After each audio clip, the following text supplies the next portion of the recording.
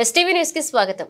నిరుద్యోగ సమస్యలపై నేడు అసెంబ్లీ ముట్టడికి బీఆర్ఎస్ విద్యార్థి విభాగం పిలుపునివ్వడంతో చినశంకరంపేట నుండి అసెంబ్లీ ముట్టడికి వెళ్లకుండా బీఆర్ఎస్ విద్యార్థి విభాగం యోజన విభాగ నాయకులను చినశంకరంపేట పోలీసులు ముందస్తు అరెస్ట్ చేసి పోలీస్ స్టేషన్ కు తరలించారు. అనంతరం బీఆర్ఎస్ యోజన విభాగ మండల ప్రధాన కార్యదర్శి నాగరాజు మాట్లాడుతూ డిఎస్సికి 90 రోజుల సమయం కేటాయించాలని, గ్రూప్ 1, గ్రూప్ 2 కు 1:100 అమలు చేయాలని, జాబ్ క్యాలెండర్ ప్రకటించాలని, కాంగ్రెస్ పార్టీ ఎన్నికల సమయంలో ప్రకటించిన కాంగ్రెస్ ప్రభుత్వం 2 లక్షల ఉద్యోగాలు వెంటనే భర్తీ చేయాలని వారు డిమాండ్ చేశారు.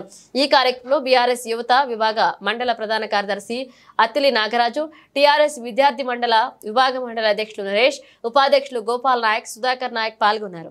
నిరుద్యోగులు అసెంబ్లీ ముట్టడికి పిలుపునివ్వడం జరిగింది. దానికి మద్దతుగా చినశంకరంపేట బీఆర్ఎస్ విద్యార్థి యోజన విభాగం సంపూర్ణ మద్దతు ప్రకటించింది. ఈరోజు అసెంబ్లీ ముట్టడికి కారణాలు ఏమిటంటే డిఎస్సిని 90 రోజుల పాటు పోస్ట్పోన్ చేసి చదువుకోవడానికి సమయం కేటాయించాలి. అలాగే గ్రూప్ 1, గ్రూప్ 2కి 1:100 అమలు చేయాలి. 2 లక్షల ఉద్యోగాలు భర్తీ చేయాలి.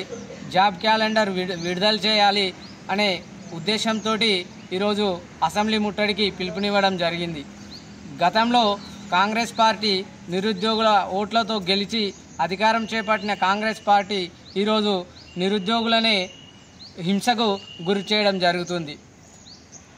రేవంత్ రెడ్డి గారి సర్కార్ ఏం చేస్తుందంటే నిరుద్యోగులను ప్రశ్నించే గొంతుకలను పోలీస్ స్టేషన్లలో బంధించడం జరుగుతుంది. అలాగే ప్రజాస్వామ్యంలో ప్రజాపాలన అని చెప్పుకునే ఈ కాంగ్రెస్ ప్రభుత్వము నేడు ప్రజల స్వేచ్ఛను మరియు ప్రశ్నించే హక్కును మరియు స్వేచ్ఛ అనే హక్కును కూడా హరించివేస్తుంది. ఈరోజు అసెంబ్లీ ముట్టడికి వెళ్ళే విద్యార్థి నాయకులను రాత్రికి రాత్రి ఒక తీవ్రవాదులు, ఒక నక్సలైట్, ఒక దొంగల మాదిరిగా రాత్రి 11 గంటల నుంచే అరెస్టు చేయడం ఇది అప్రజాస్వామికం. దీన్ని మేము తీవ్రంగా ఖండిస్తున్నాం. ఖచ్చితంగా నిరుద్యోగుల ఆశలు నెరవేరే వరకు మరియు డిఎస్సి పోస్ట్పోన్ అయ్యే వరకు కూడా మా ఉద్యమం ఖచ్చితంగా కొనసాగిస్తాం. మాకు ఉద్యమం అనేది కొత్త కాదు. తెలంగాణ విద్యార్థి ఉద్యమాలతోటే తెలంగాణ రాష్ట్రాన్ని సిద్ధించుకున్న ఘనత ఈ విద్యార్థుల నాయకులకు, ఈ విద్యార్థి లోకానికి ఉంది. కాబట్టి ఖచ్చితంగా ఏదైతే 30 లక్షల మంది నిరుద్యోగులు ఉన్నారో వాళ్ళందరం కూడా కలిసి ఈ ప్రభుత్వం మెడలు వంచి ఖచ్చితంగా డిఎస్సి పోస్ట్పోన్ అయ్యే విధంగా చూస్తామని హెచ్చరిస్తున్నాం.